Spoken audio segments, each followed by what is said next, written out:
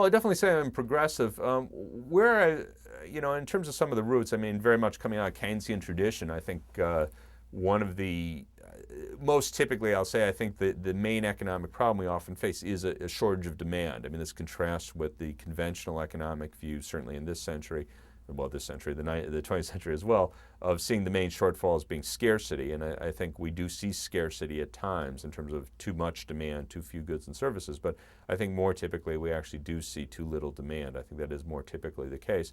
But the other place where I think I differ with some of my friends, and this really just comes from thinking through things, is that I think it's important to distinguish between wanting a role from government sort of as an end in itself, as opposed to seeing the government as a steerer of markets. And I think a lot of progressives have sort of wrongly created this dichotomy between progressives liking government and conservatives liking markets. And what I've tried to argue in much of my writing, certainly the book The Conservative Nanny State, was that conservatives really do like the government. They want the government to play a very big role in the economy, but in effect they want the government to set up structures so that income flows upward.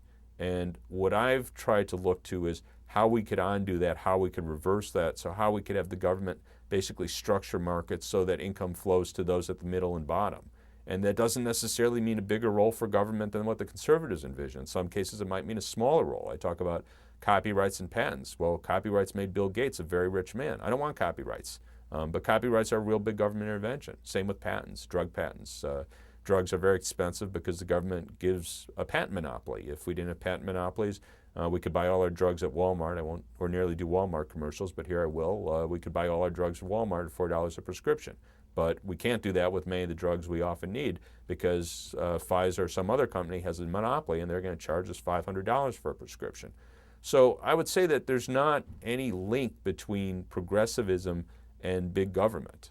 It's really a question of how we structure markets, and I just think we have to think more carefully about the way markets are structured today to cause income to flow upwards, and then think of how we could structure them in different ways so that incomes flow downward.